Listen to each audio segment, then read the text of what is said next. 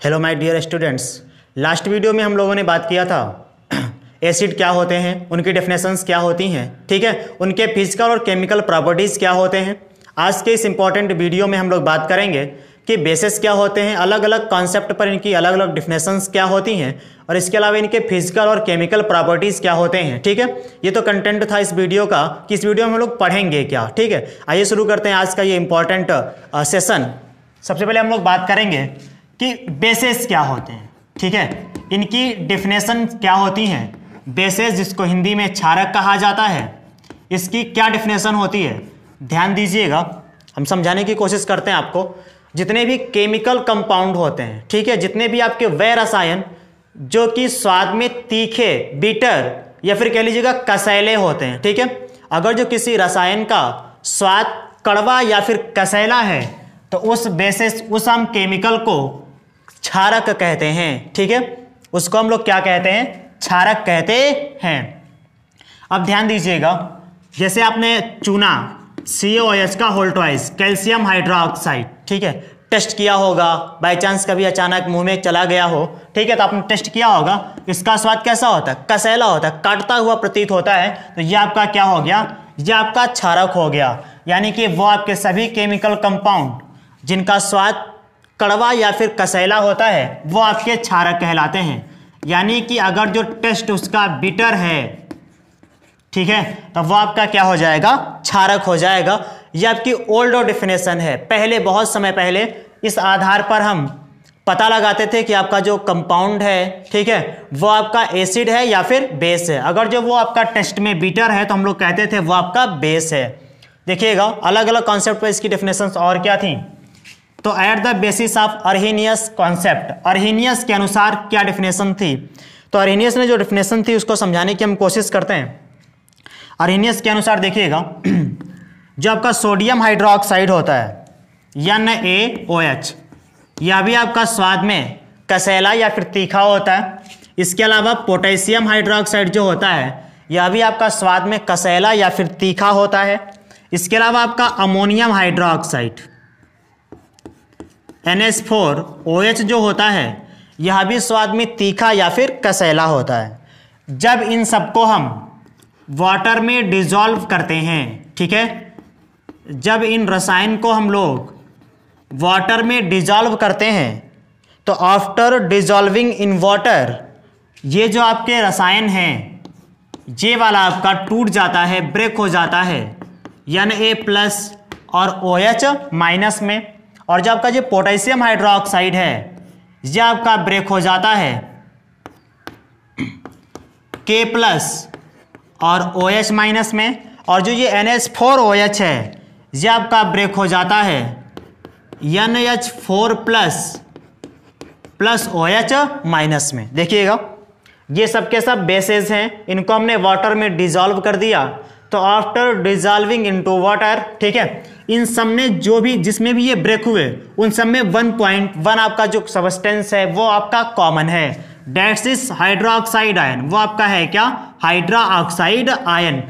इसका मतलब कि जितने भी आपके बेसेस होते हैं उनको यदि हम वाटर में डिजॉल्व कर दें तो वो क्या आपके देते हैं, तो वो डोनेट करते हैं, वो ब्रेक हो जाते हैं OH- आयन यानी कि हाइड्रोक्साइड आयन में। यानी कि वो सारे के सारे कंपाउंड जो वाटर में डिजॉल्व हो करके, वाटर में घुल करके, पानी में घुल करके हाइड्रोक्साइड आयन देते हैं, उसे हम लोग क्या कहते हैं, उसे हम लोग बेसिस यानी कि क्षारक कहते हैं। ठीक है, पहली आपकी डेफिनेशन थी कि ये सब टेस्ट में कैसे होते हैं, बिटर होते हैं। सेकंड डेफिनेशन ये हो गई कि ये सब वाटर में डिजॉल्व हो करके हाइड्रोक्साइड आयन जो है वो देते हैं। ठीक है, अगली इसकी डेफिनेशन क्या थी, उसको हम लोग बोलते हैं ब्रास्टेट-लारी अवधारणा।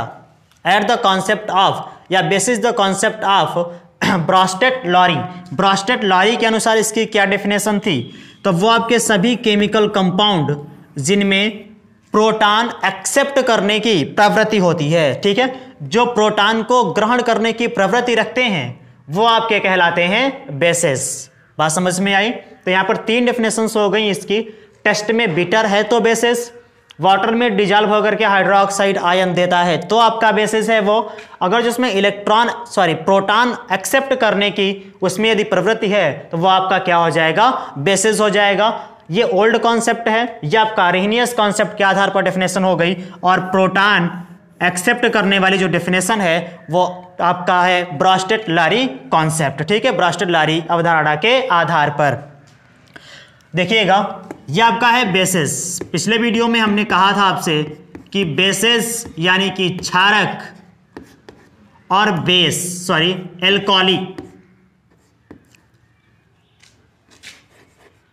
एल्कोलिस, ठीक है, जिससे हम लोग कहते हैं क्षार, इसमें डिफरेंस होता है। हमने कहा था कि नेक्स्ट वीडियो में यानी कि इस वीडियो में बताएंगे। देखिएगा क्या डिफरेंस होता है इसमें। जितने भी बेसेस होते हैं, ठीक है, जितने भी आपके क्षारक होते हैं, कोई ज़रूरी नहीं है कि सारे के सारे क्षारक जो है वो जल में घुल जाएं, ठीक है। जितने भी क्षारक होते हैं वो सारे के सारे क्षारक जल में घुलनशील नहीं होते, यानी कि कुछ जल में घुलनशील होते हैं और कुछ जल में अघुलनशील होते हैं।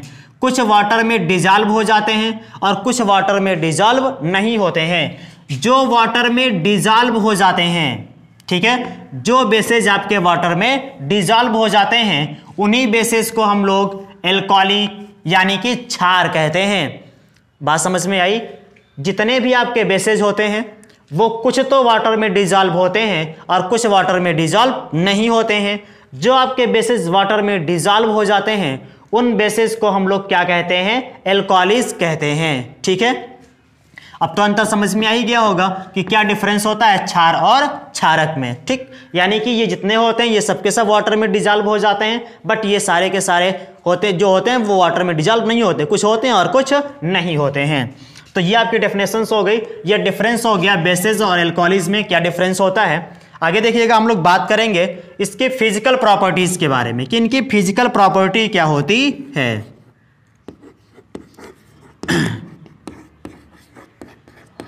फिजिकल प्रॉपर्टी क्या होती है इनकी, यानी कि इनके भौतिक गुण क्या होते हैं।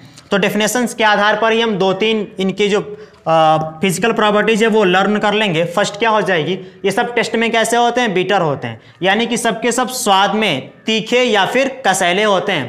पहला आपका फिजिकल प्रॉपर्टी ये हो जाएगा कि जितने भी आपके क्षारक होते हैं वो स्वाद में तीखे या फिर कह लीजिएगा कड़वे होते हैं, ठीक। सेकंड क्या हो जाएगा, हमने यहाँ पे जो डेफिनेशन बताई थी, हमने कहा था कि वाटर में डिजॉल्व होकर के क्या देते हैं, हाइड्रोक्साइड आयन।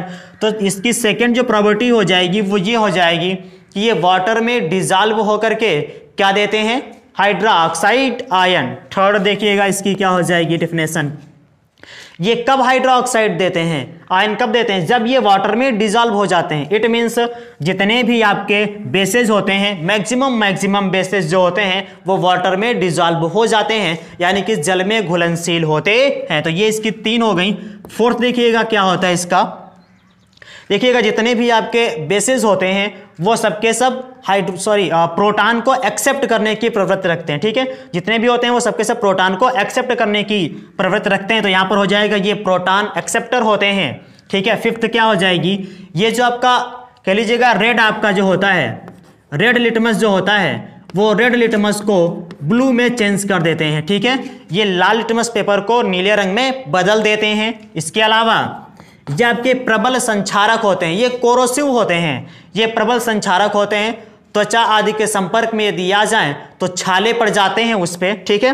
नेक्स्ट क्या हो जाएगी, ये साबुन की तरह चिकने होते हैं। जो आपका साबुन जो सॉफ्ट होता है साबुन की तरह मुलायम या फिर चिकने होते हैं। ये हो गई इनकी फिजिकल प्रॉपर्टीज। फिर से सुन लीजिएगा, पहला हमने क्या बताया था, टेस्ट में कड़वे या फिर तीखे होते हैं, ठीक है, कसैले होते हैं। सेकंड क्या हो जाएगा, ये सब जल में डिजॉल्व होकर के हाइड्रोक्साइड आयन देते हैं। नेक्स्ट क्या हो जाएगा, ये जल में डिजॉल्वेबल होते हैं, मतलब जल में घुलनशील होते हैं। नेक्स्ट क्या हो जाएगा इसका, ये प्रोटॉन एक्सेप्टर होते हैं। और अगला क्या हो जाएगा, ये रेड लिटमस को ब्लू लिटमस में चेंज कर देते हैं। और इसके अलावा ये प्रबल संचारक अर्थात बहुत कोरोसिव होते हैं। और इसके अलावा आप यहाँ पे लिख सकते हैं अगला, ये साबुन की तरह चिकने होते हैं, ठीक है। इसके अलावा आप एक और लिख सकते हैं, इनका जो एक्वस होता है वो इलेक्ट्रिसिटी का अच्छा कंडक्टर होता है, ठीक है, विद्युत का अच्छा चालक होता है। तो ये तो हो गए इनके फिजिकल प्रॉपर्टीज। आइए अब लोग बात करते हैं कि केमिकल प्रॉपर्टीज क्या होती हैं इनके। ठीक, देखिएगा केमिकल प्रॉपर्टीज ऑफ बेसेस, यानी कि क्षारकों के रासायनिक गुण क्या होते हैं, ये किस तरीके से अन्य केमिकल से रिएक्शन करते हैं। तो आपका इसके अंतर्गत फर्स्ट है reaction of water with bases, reactions of water with bases, मतलब कि क्षार का जल के साथ में क्या अभिक्रिया होती है। ठीक है, कोई एक क्षारक आप ले लीजिए, जैसे आपने ले लिया सोडियम हाइड्रा ऑक्साइड NaOH। ठीक है, जब हम NaOH को वाटर में डिजॉल्व करते हैं तो ये NaOH वाटर में डिजॉल्व होकर के अपने ही कंपोनेंट में ब्रेक हो जाता है और ये देता है हाइड्रा ऑक्साइड माइनस आयन। ठीक है, हाइड्रा ऑक्साइड आयन ये देता है।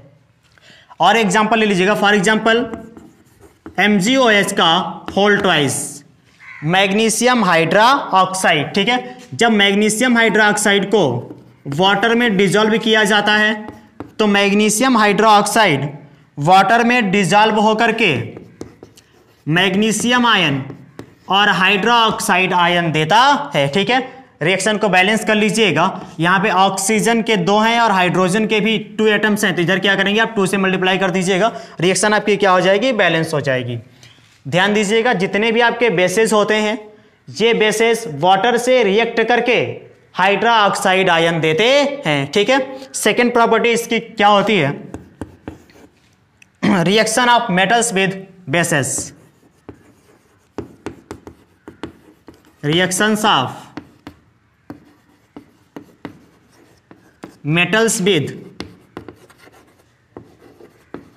बेसेस, यानी कि क्षारकों की धातुओं के साथ में क्या अभिक्रिया होती है। ध्यान दीजिएगा सभी धातुएं क्षारकों से अभिक्रिया नहीं करती हैं, कुछ ही धातुएं होती हैं जो कि क्षारकों से अभिक्रिया करती हैं। तो आपका जैसे जिंक, ठीक है, जिंक जो है वो क्षार से अभिक्रिया कर लेती है।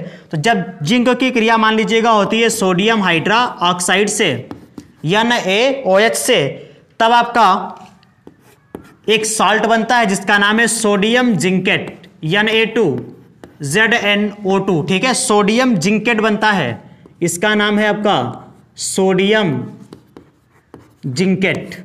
ठीक है, और साथ में हाइड्रोजन गैस रिलीज होती है, साथ में हाइड्रोजन गैस रिलीज होती है। ध्यान दीजिएगा जितने भी मेटल्स होते हैं वो एसिड से रिएक्ट करके हाइड्रोजन गैस रिलीज करते हैं, लेकिन जो जिंक होती है वो जिंक बेस यानी कि सोडियम हाइड्रोक्साइड से भी रिएक्ट करके हाइड्रोजन गैस देती है। ठीक है, हाइड्रोजन गैस रिलीज करती है। फर्स्ट आपका था reaction of water with bases, यानी कि अम्ल क्षारकों की वाटर से क्या विक्रिया होती है। सेकंड आपका हो गया कि बेसेस की मेटल्स के साथ में क्या रिएक्शन होती है। थर्ड देखिएगा क्या होता है इसका, reaction of acids, reaction of acids with bases, यानी कि क्षारकों की अम्लों से क्या विक्रिया होती है, क्षारकों की अम्लों से क्या विक्रिया होती है। कोई आप एक क्षारक ले लीजिएगा, फॉर एग्जाम्पल कोई एक आप एसिड ले लीजिएगा जैसे आपका HCl। ठीक है, और कोई आप एक क्षारक ले लीजिएगा फॉर एग्जाम्पल MgOH का whole twice magnesium hydroxide. ध्यान दीजिएगा हमारे पैंक्रियाज यानी कि आमाशय में HCl उपस्थित होता है जो भोजन के पाचन में सहायक होता है, लेकिन जब HCl की मात्रा पेट में ज़्यादा हो जाती है तो खट्टी खट्टी डकारें आने लगती हैं। ठीक है, तो इसके प्रभाव को नष्ट करने के लिए ही मैग्नीशियम हाइड्रोक्साइड का घोल दिया जाता है। ठीक है, इसे मिल्क ऑफ मैग्नीशिया भी कहा जाता है। MgOH के होल ट्वाइस को मिल्क ऑफ मैग्नीशिया भी कहा जाता है। ठीक है, ये प्रति अम्ल है, एंटी एसिड है, ये अम्ल के प्रभाव को नष्ट कर देता है। जब मैग्नीशियम हाइड्रोक्साइड की क्रिया HCl से होती है तो आपका मैग्नीशियम क्लोराइड बनता है और साथ में बनता है आपका वाटर, जल। एक और बात ध्यान दीजिएगा, किसी एसिड की किसी बेस की रिएक्शन के बाद जो आपका आयनिक सॉलिड प्राप्त होता है उसे हम लोग साल्ट बोलते हैं। क्या बोलते हैं? साल्ट बोलते हैं। और ये आपकी जो ये रिएक्शन है, ये रिएक्शन न्यूट्रलाइजेशन रिएक्शन कहलाती है। ठीक है, और इस रिएक्शन में 13.7 किलो कैलोरी एनर्जी आपकी रिलीज होती है। तो इसके ये 3 जो है केमिकल प्रॉपर्टीज हो गए, reaction of water with bases, second आपका reaction of metals with bases, and third आपका reaction of acid with bases. ये बहुत ही इंपॉर्टेंट केमिकल रिएक्शंस हैं, इन्हें आप नोट कर लें, इन्हें आप लर्न कर लें। ठीक है, फोर्थ देखिएगा क्या होता है। फोर्थ इसकी केमिकल प्रॉपर्टी है reactions of bases, reaction of non metal oxide, non metal oxides with bases. क्षार की अधात्विक ऑक्साइडों से क्या विक्रिया होती है? आप एक कोई क्षार ले लीजिएगा CaOH का होल ट्वाइस। ठीक है, इसकी अपक्रिया आप करवा दीजिए, इसकी रिएक्शन आप करवा दीजिए फॉर एग्जांपल कार्बन डाइऑक्साइड से, तो ध्यान दीजिएगा बनेगा क्या? बनेगा कैल्शियम कार्बोनेट और साथ में आपका क्या बनेगा? वाटर। तो ये आपकी रिएक्शन होती है, calcium carbonate plus carbon dioxide gives out calcium carbonate और H2O। तो these are most important chemical properties of bases, so please learn it and note it. ठीक है, ये आपको वीडियो कैसा लगा आप जरूर बताएं।